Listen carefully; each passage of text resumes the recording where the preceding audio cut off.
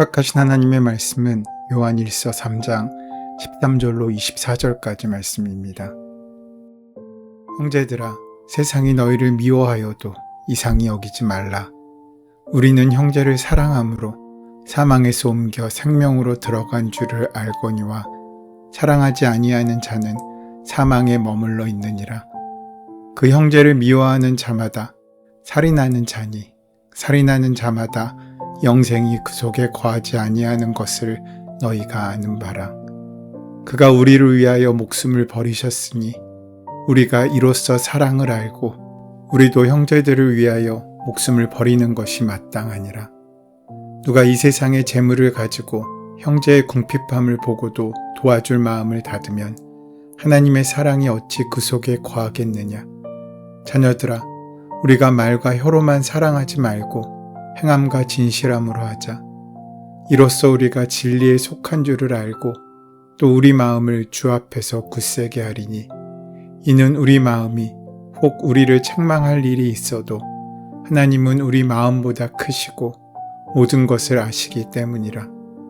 사랑하는 자들아, 만일 우리 마음이 우리를 책망할 것이 없으면 하나님 앞에서 담대함을 얻고 무엇이든지 구하는 바를 그에게서 받나니 이는 우리가 그의 계명을 지키고 그 앞에서 기뻐하시는 것을 행함이라.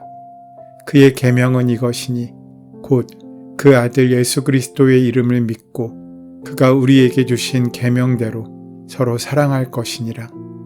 그의 계명을 지키는 자는 주 안에 거하고 주는 그 안에 거하시나니 우리에게 주신 성령으로 말미암아 그가 우리 안에 거하시는 줄을 우리가 아느니라.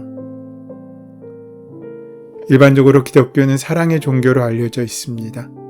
한 종교의 특징을 한 개의 단어로 뭉뚱그려 설명할 수는 없겠지만 큰 틀에서 보면 이것은 틀린 말이 아닙니다. 성경을 한마디로 요약한다면 그것은 사랑입니다. 예수님의 삶을 한마디로 요약한다면 사랑하시는 삶이었습니다. 특별히 예수님께서는 사랑에 대하여 많은 말씀을 하셨습니다. 그저 말씀만 하신 것이 아닙니다. 궁극적으로 예수님의 십자가 사건은 그 사랑의 절정이 무엇인지를 우리에게 보여줍니다. 성도가 죄 가운데서도 하나님의 자녀의 거룩한 삶을 살 수 있게 되는 이유도 우리 안에 하나님의 거룩한 사랑의 씨앗이 심겨져 있기 때문입니다. 하지만 씨앗을 가졌다고 열매가 그냥 주어지는 것이 아닙니다. 씨를 심고 잘 자랄 수 있도록 돌보는 과정이 필요합니다. 이것이 우리에게 성화의 삶으로 나타나는 것입니다. 우리가 하나님의 자녀로 구원받은 존재가 되었다고 구원의 열매가 맺어지는 것이 아니라 그 구원을 온전히 우리의 마음과 삶 가운데 심고 그것을 온전히 갖고 가기 위한 애씀과 정성을 통해 그것은 열매가 되어 나에게 또 누군가에게 유익이 되는 귀한 은혜로 남게 되는 것입니다. 우리 안에 있는 그 거룩의 씨는 자라야 하고 그것이 자라는 시간은 신비에 속한 영역입니다. 사도는 사람을 하나님의 자녀와 마귀의 자녀로 구분합니다. 자녀는 부모의 본성을 담기 마련입니다. 그렇듯이 하나님의 자녀는 하나님의 본성을 지니며 삽니다. 하나님의 자녀의 본성은 의롭고 거룩함이며 형제를 사랑하는 삶입니다. 오늘 본문의 시작 13절 말씀은 이렇게 말씀합니다. 형제들아, 세상이 너를 미워하거든 이상히 여기지 말라. 의롭게 사시는 여러분, 세상이 우리를 미워할 수 있다는 것을 기억하십시오. 우리가 바르게 살고 가슴 뜨겁게 사랑하며 살기로 결정했다면 세상으로부터 미움을 당할 수 있다는 사실을 우리는 기억해야 합니다. 의롭게 살기를 원하고 사랑하며 살기를 원하는 우리를 세상이 이해하지 못하고 싫어하기 때문입니다. 왜 그러겠습니까? 그 영혼의 주인이 다르기 때문입니다. 하나님의 자녀를 이해하지 못하는 이유는 바로 여기에 있습니다. 듣는 말씀이 다르기 때문이고 사는 삶의 목적이 다르기 때문입니다. 세상 사람들과는 다른 말을 듣기 때문에 세상 사람들은 믿는 우리를 미워할 수밖에 없습니다. 사랑하고 베풀면서 살기를 원하고 가슴 뜨겁게 사랑하며 살기를 결정하면 그것을 이해하지 못하는 우리 주변의 사람들은 우리를 비웃을 수 있습니다. 그러나 그렇다고 절대로 사랑하는 것을 포기하지 말아야 합니다. 세상의 법칙은 잘못된 사람이 올바른 사람을 미워하는 것입니다. 올바르지 못한 사람은 올바른 사람이 나타나면 오히려 싫어합니다. 자신의 올바르지 못함이 드러나기 때문입니다. 14절과 15절 말씀을 보면 사망에서 생명으로 들어간 자는 사랑하는 자이고 사망에 아직도 거하는 자는 사랑하지 않는 사람이라고 말씀합니다. 우리가 형제를 사랑함으로 사망에서 생명으로 옮겼다라는 말을 우리가 형제를 사랑하면 그제서야 사망에서 생명으로 구원을 받는다는 식으로 해석하면 안 됩니다. 이 말은 우리가 형제를 사랑하면 그것은 사망에서 생명으로 옮겨진 삶의 증거가 된다는 의미입니다. 헬라어 원본을 그대로 직역한다면 우리가 사랑하며 살면 그 사람은 사망에서 생명으로 옮겨진 사람이다 라고 할 수 있습니다. 사랑하며 사는 것이 구원의 조건이 아니라 우리가 구원받은 증거이고 구원의 열매가 된다는 것입니다. 그 사랑이 세상에 드러난 자리가 바로 십자가입니다. 골고다 언덕 위에서 예수님은 유일한 사랑이셨습니다. 사실 골고다 언덕엔 그 말고도 많은 사람들이 있었습니다. 골고다 언덕에는 세계의 패권을 쥔 로마도 있었습니다. 로마의 군인들이 있었습니다. 골고다 언덕에는 선민의 자부심에 가득한 이스라엘 사람들도 있었습니다. 골고다 언덕에는 십자가에 못 박으라고 소리친 군중들도 있었습니다. 골고다 언덕에는 이유도 모른 채 침뱉고 조롱함에 동참한 사람들도 있었습니다. 그리고 골고다 언덕에는 제자라면서도 측근이라면서도 결정적인 순간에는 스승을 배신하고 도망쳤던 비굴한 사람들이 있었습니다. 그들은 모두 하나였습니다. 미워하는 일에, 조롱하고 모욕하고 저주하는 일에 하나가 되었습니다. 그 증오와 미움이 가득한 자리에서 예수님만이 유일한 사랑이셨습니다. 예수라는 사랑이 골고다 언덕 거기서 홀로 있으셨습니다. 처절할 정도로 외롭게 예수님은 사랑으로 거기 있으셨습니다. 거기서 홀로 미움과 증오와 보복과 폭력의 역사를 저지하고 있으셨습니다. 마치 지구가 회전하는 방향을 반대로 돌리려고 하시려는 듯 처절한 몸짓으로 세상의 풍조가 이끄는 대로 따라가는 사람의 삶의 방향을 바꾸고 싶어 하셨습니다. 그렇게 단호한 몸짓으로 유대인들의 미움과 로마의 폭력에 맞서 있으셨습니다. 미움과 증오가 가득한 바로 그곳에서 홀로 사랑의 꽃을 피우고 있으셨던 것입니다. 오늘 말씀에서 사도 요한은 이렇게 말합니다. 그가 우리를 위하여 목숨을 버리셨으니 우리가 이로써 사랑을 알고 골고다 언덕의 십자가에서 우리가 배워야 할 것은 바로 이 사랑입니다. 십자가의 대속적 의미에 대해 아무리 신학적, 교리적으로 이야기한다 하더라도 그 사랑을 배우지 못하면 의미가 없습니다. 그 사랑은 십자가를 통해서만 만나고 나눌 수 있습니다. 그러하기에 십자가는 은혜인 동시에 사명입니다. 사도 요한은 이렇게도 말합니다. 자녀들아, 우리가 말과 혀로만 사랑하지 말고 행함과 진실함으로 하자. 이로써 우리가 진리에 속한 줄을 알고 그는 진리가 사랑임을, 사랑이 진리임을 분명히 말하고 있습니다. 사랑을 떠나서 외치는 진리에 관한 모든 진술은 다 공허해집니다. 그래서 18절 말씀에 말과 혀로만 사랑하지 말고 행함과 진실함으로 하자는 말씀은 우리를 향한 사랑의 권면입니다. 사도 요한은 행함과 진실함으로 하는 사랑이 어떤 것인지를 우리에게 밝히 보여줍니다. 16절 말씀입니다. 우리도 형제들을 위하여 목숨을 버리는 것이 마땅하니라. 그에 따르면 이것이야말로 23절의 말씀, 그가 우리에게 주신 계명대로 서로 사랑하는 것입니다. 이 대목에서 우리는 좌절할 수밖에 없습니다. 이런 사랑은 너무나 크고 높고 꿈같은 일이기 때문입니다. 우리가 아무리 행하고자 해도 우리의 능력 밖의 일처럼 여겨집니다.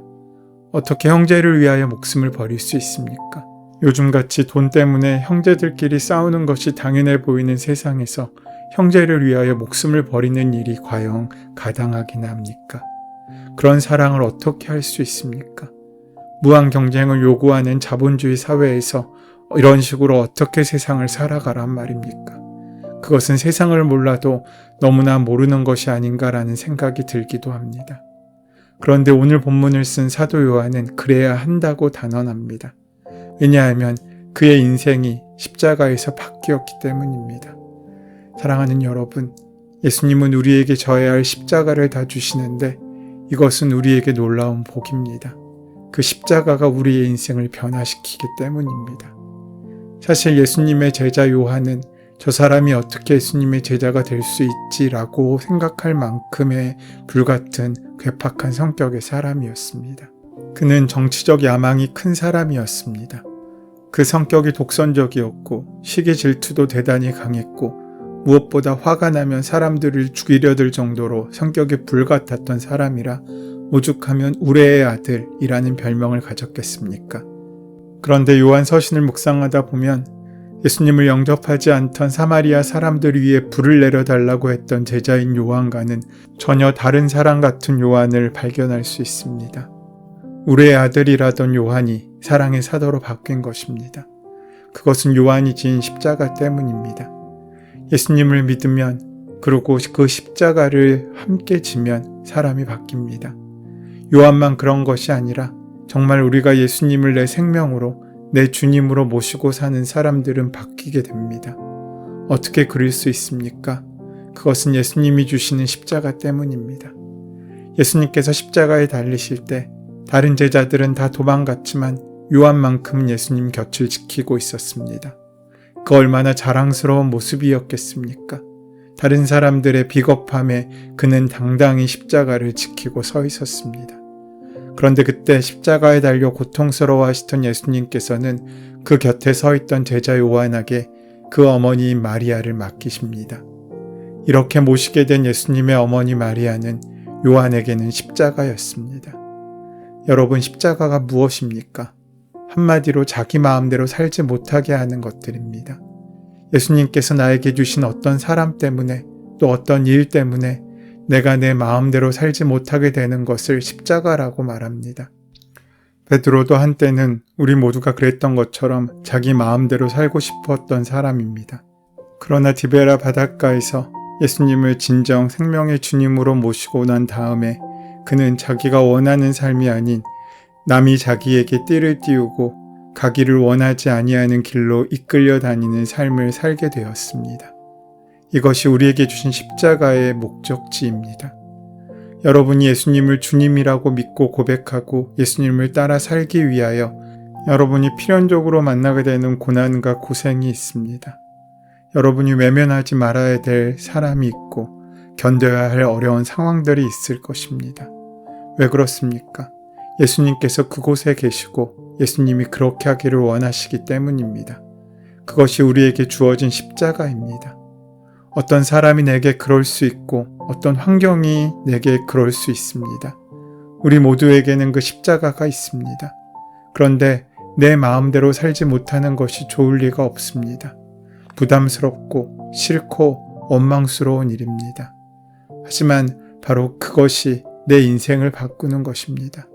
하나님께서 나를 향하신 놀라운 계획을 이뤄가시는 귀한 통로가 되기 때문입니다. 요한이 예수님의 어머니 마리아를 모시고 어떻게 살았겠습니까?